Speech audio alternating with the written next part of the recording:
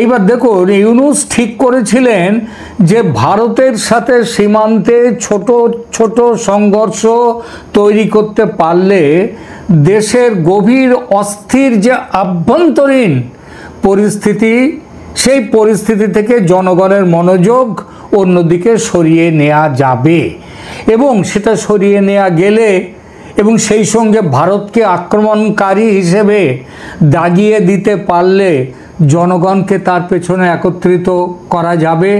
জনগণ তখন যে বর্তমানে ইউনূস সরকার যে ক্রমবর্ধমান চ্যালেঞ্জের মুখোমুখি হয়েছেন বাংলাদেশে, সেই যে চ্যালেঞ্জগুলোর হাত থেকে তিনি নিষ্কৃতি পাবেন।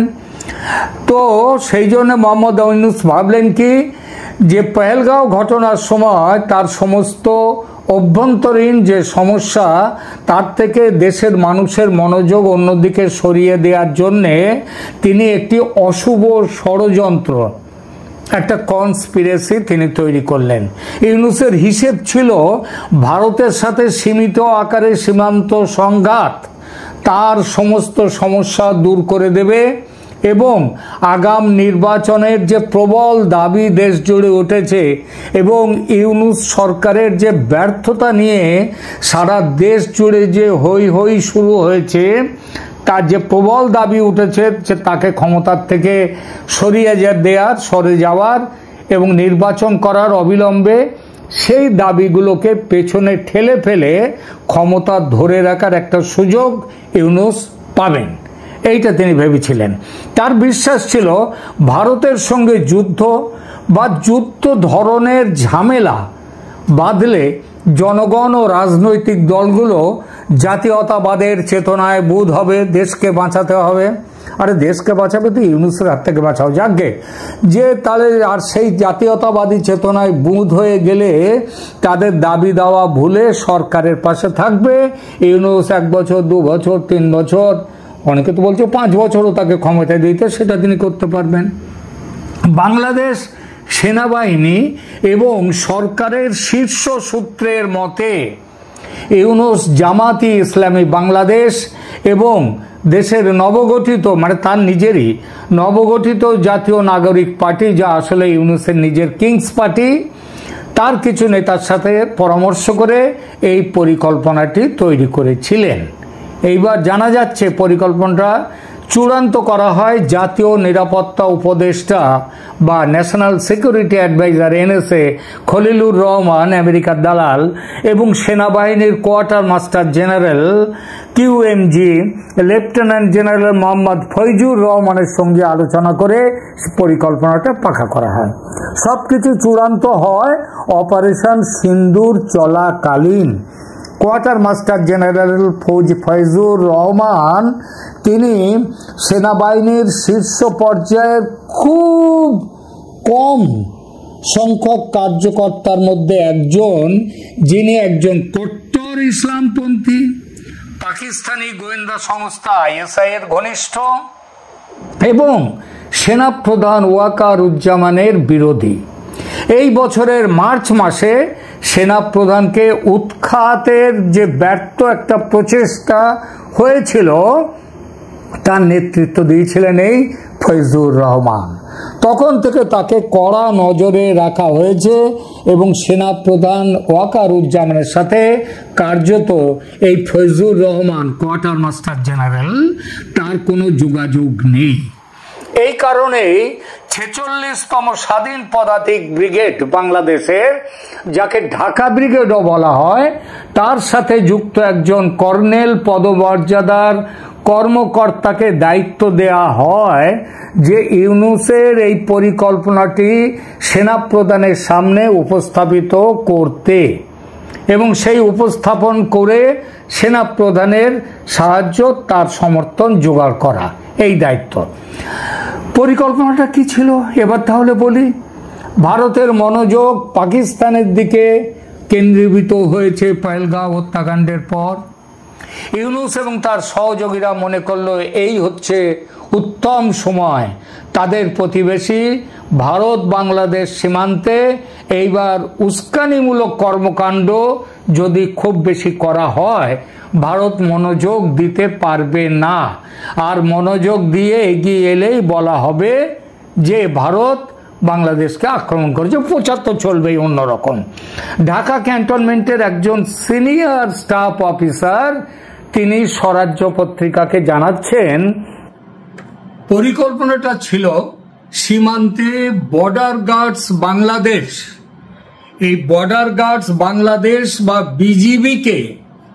বিজিবিকে লেলিয়ে দেয়া হবে ভারতের বিএসএফ এর বিরুদ্ধে, এবং এমন পরিস্থিতি তৈরি করা হবে যাতে ভারতের সীমান্ত নিরাপত্তা বাহিনী বিএসএফ এর সাথে সংঘর্ষ শুরু হয়।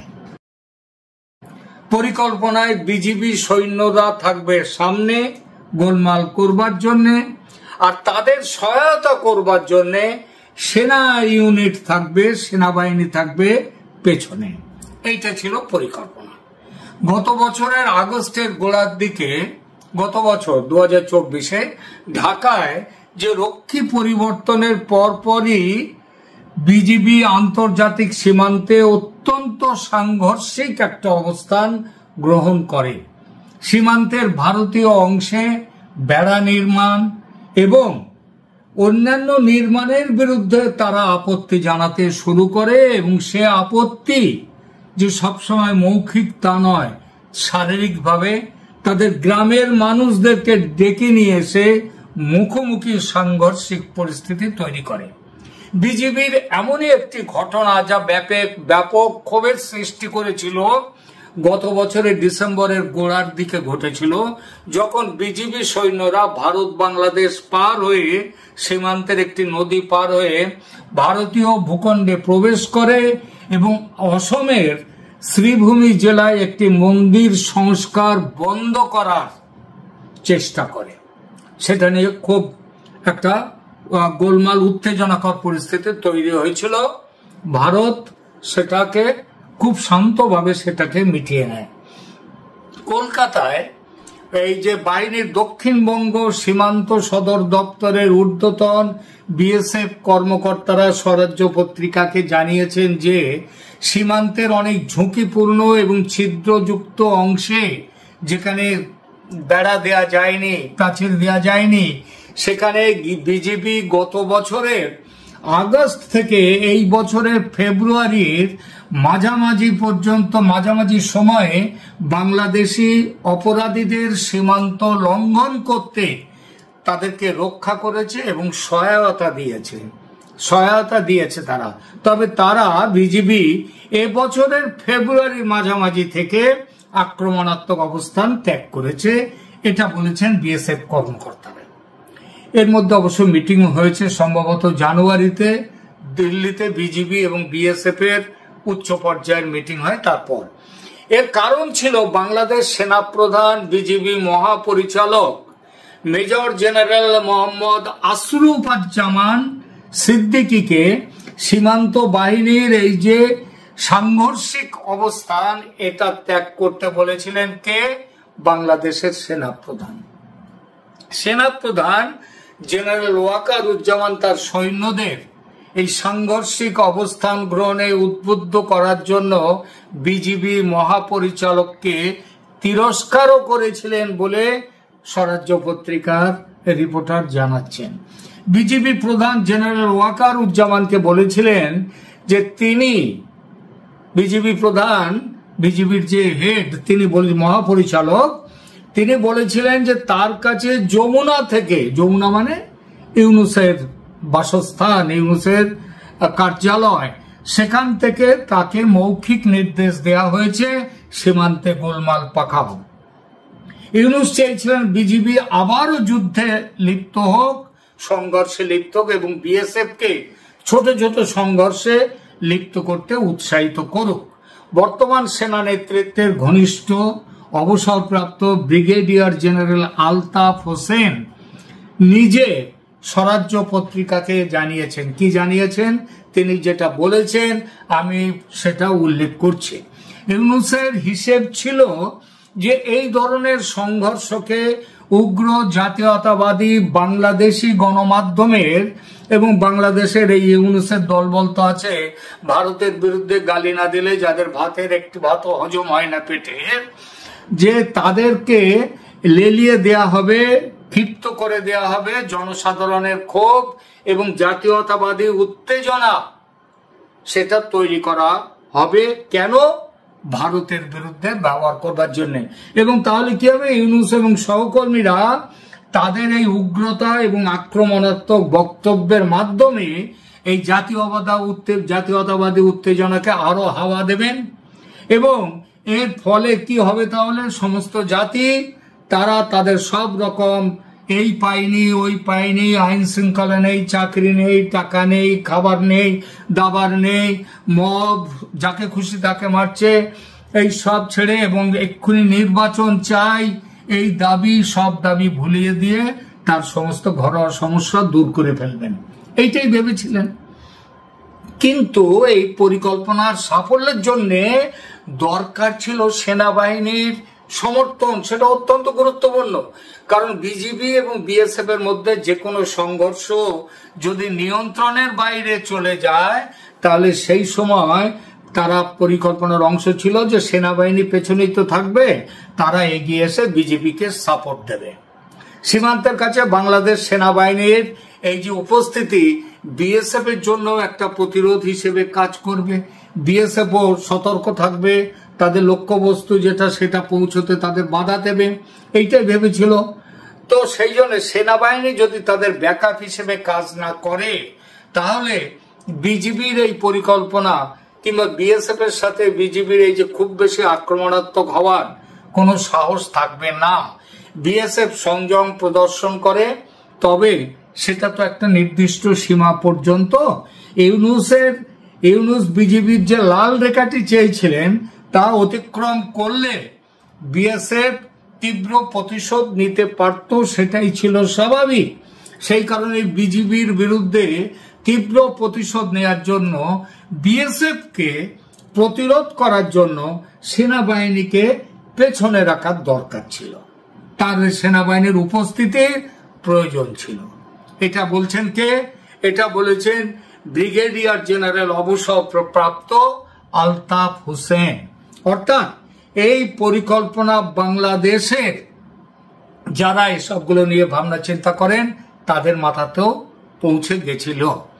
ঢাকা ব্রিগেডের কর্নেলকে ঢাকা ক্যান্টনমেন্টে কিছু ঊর্ধ্বতন কর্মকর্তার সাথে পরিকল্পনাটি নিয়ে আলোচনা করার এবং তাদের অনুমোদন নেয়ার দায়িত্ব দেয়া হয়েছিল। সেনার অনুমোদন নেয়ার দায়িত্ব দেওয়া ছিল।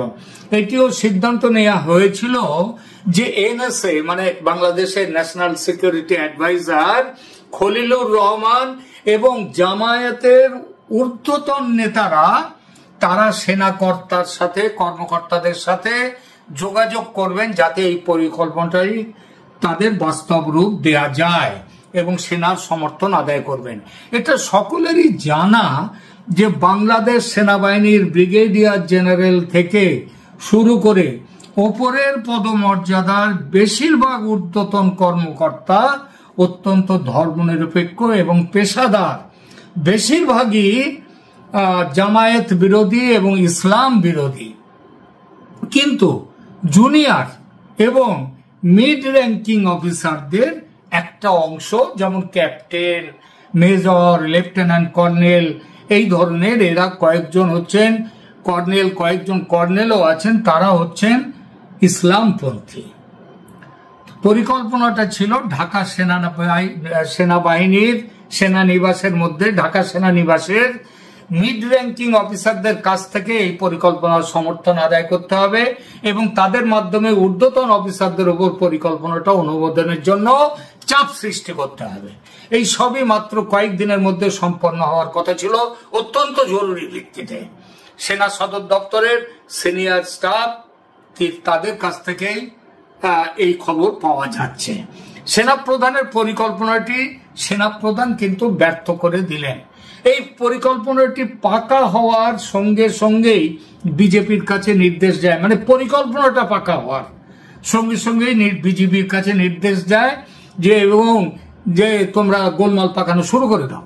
এবং অন্তত দুটি জায়গায় চূড়ান্ত প্রভোকেশন হিসেবে কিছু গ্রামবাসীকে নিয়ে বিজেপির বিএসএফ এর একজন করে সদস্যকে দুটো জায়গায় তাদেরকে ধরে বাংলাদেশে নিয়ে যায়। যারা জানেন সীমান্তের পাহারার নিয়মটা, যে বিরাট বড় সীমান্তে মাঝে মাঝে একজন করে সীমান্ত বাহিনীর সদস্য সেখানে দাঁড়িয়ে থেকে তিনি নজর রাখেন, একসাথে কয়েকজন থাকেন না, ক্যাম্প থাকে বেশ খানিকটা দূরে। এইরকম একাকীভাবে থাকার সময় বিএসএফ এর একজন করে সদস্য এরকম দুটো জায়গায় তাদেরকে বাংলাদেশে ধরে নিয়ে যায়। কারা? বিজিবি সদস্যরা তারা ছিল এবং তাদের সাথে গ্রামবাসীরা বাংলাদেশের ধরে নিয়ে যায়। এক জায়গায় আমরাও ভিডিওটা দেখেছি, এখানে দেখালাম না। সেখানে দেখা যাচ্ছে যে বিজিবির মানে বিএসএফ এর সদস্য যাকে ধরে নিয়ে গেছে সে তাকে মারা হচ্ছে এবং সে নিচে পড়ে আছে। বিজিবির সদস্যরা তার পাশে দাঁড়িয়ে আছে, তাদের পা ধরে আছে, এমন ছবি আসছে। আবার কয়েক জায়গায় দেখা যাচ্ছে, আবার একটি জায়গায় দেখা গেছে বিএসএফ এর সদস্যকে গাছের সাথে বেঁধে রাখা হয়েছে, বেঁধে তাকে মারছে। বিজিবির লোকেরা রয়েছে এবং তার সাথে পেছনে গ্রামবাসীদের একটা অংশ। তো এই সবগুলো চলেছে, মারধর করে এবং সেই ভিডিও ভাইরাল হয়। এবং তারপরে কিন্তু আবার ভারত কিন্তু সাথে সাথেই ঝাঁপিয়ে পড়েনি মারামারি করবার জন্য। ভারত তাদের ঊর্ধ্বতন পর্যায়ে আলোচনা করে তাদেরকে মুক্ত করেছে, তাদেরকে তারা মুক্তি দিতে বাধ্য হয়েছে। এবং এরপরে সেনা প্রধানের কানে সব পৌঁছয়। জেনারেল ওয়াকারুজ্জামান তার সঙ্গে সঙ্গে তার সিনিয়র সহকর্মীদের সঙ্গে আলোচনা করতে বসেন, যার মধ্যে ছিলেন এই সহকর্মীদের মধ্যে জেনারেল স্টাফ প্রধান লেফটেন্যান্ট জেনারেল মিজানুর রহমান শামীম এবং অন্য দুই সার্ভিস প্রধান air chief marshal Hasan Mahmud Khan এবং অ্যাডমিরাল মোহাম্মদ নাজমুল হাসান। সবাই ইউনূসের এই পরিকল্পনার তীব্র বিরোধিতা করেছিল। সেনা সদর দপ্তরের সিনিয়র স্টাফ অফিসাররা তারাও এর বিরোধিতা করে ইউনূসের এই সমস্ত পরিকল্পনার। সেনা প্রধান এরপর ইউনূস এবং এনএসএ খলিলুর রহমানকে বার্তা পাঠান যে এই পরিকল্পনাটা হচ্ছে একটা মূর্খদের পরিকল্পনা, এতে শুধু বোকামিতে ভরা, এটা কখনোই কার্যকর হবে না। তিনি বলেন যে তিনি ভারতের সাথে সীমান্তে উত্তেজনা তৈরি এবং ভারতকে উস্কানি দেওয়ার যে চেষ্টা চলছে তার তীব্র বিরোধী। জেনারেল ওয়াকারুজ্জামান এটাও বলেন, এনএসএ খলিলুর রহমান এবং ইউনূসকে স্পষ্ট করে বলে দেন যে ভারতের সাথে ষড়যন্ত্রের খেলা বিপজ্জনক হবে, কারণ সীমান্তে যে কোনো দুঃসাহসিক কাজ সহজেই নিয়ন্ত্রণের বাইরে চলে যেতে পারে এবং সেটা চলে গেলে বাংলাদেশ সেনাবাহিনীর পক্ষে ভারতের সাথে শত্রুতায় জড়ানোর ক্ষমতা বা ইচ্ছা বাংলাদেশ সেনাবাহিনীর নেই, ক্ষমতাও নেই, সেই ইচ্ছাও নেই। বাংলাদেশ সেনাপ্রধান আরো বলেন যে তিনি কেবল সীমান্তে কোনো সেনা মোতায়েন করবেন না তাই নয়, তিনি বিজিবি মহাপরিচালককেও বলেন যে কারো কাছ থেকে সরাসরি যেন কোনো নির্দেশ, সে নির্দেশ ইউনূস পাঠান কিংবা তার ওই এনএসএ খলিলুর রহমান পাঠান, কারোর কাছ থেকে যেন কোনো নির্দেশ তিনি কখনো গ্রহণ না করেন। তাকে নির্দেশ দেওয়ার জেনারেল ওয়াকারুজ্জামান বলেন যে বিজিবি হচ্ছে সেনাবাহিনীর একটি সহায়ক বাহিনী এবং বিজেপিকে নির্দেশ প্রদানের একমাত্র ক্ষমতা হচ্ছে সেনা প্রধানের। তিনি হচ্ছেন তার কর্তৃপক্ষ, তাকে নির্দেশ দেয়া। বিজেপি কেবল তার কাছে জবাবদিহি করবে, তারই নির্দেশ গ্রহণ করবে। যদিও জামাত, ওই জাতীয় নাগরিক পার্টি, জাতীয় নাগরিক পার্টি, তো এরা জানাপা এবং ইসলামপন্থীরা ইউনূসকে সমর্থন করছে, এটা তো জানা কথা।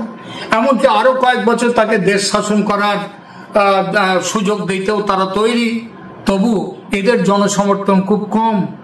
এখনো জনসমর্থন। মজার বিষয় হলো সমস্ত সাম্প্রতিক বাংলাদেশে যে সব জরিপ হচ্ছে সেই সব জরিপে দেখা যাচ্ছে আওয়ামী লীগ 30%-এর বেশি, 40% এই সমস্ত জায়গায় তারাই কিন্তু শীর্ষস্থানে রয়েছে সব জায়গায়। আর ইউনূস সরকার তো চতুর্দিকেই ফেল করছে। চতুর্দিকে দেশ চালানোর ব্যাপারে এই পরিস্থিতির পরিপ্রেক্ষিতে ইউনূস মনে করেছিলেন যে ভারতের সাথে সীমান্ত সংঘর্ষ, ছোট ছোট সংঘর্ষ বাঁধিয়ে একটা পরিকল্পনা মাফিক দেশকে একটা অস্থির উত্তেজনা অভ্যন্তরীণ পরিস্থিতির থেকে মনোযোগ সরিয়ে দেয়া হবে দেশের মানুষকে।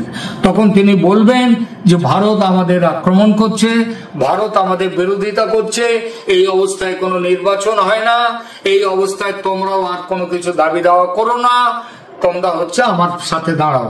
এবং জাতীয়তার যে এখন ওখানকার তো মিডিয়া ইউনূসের গুণগান করতে শুরু করে দেবেন।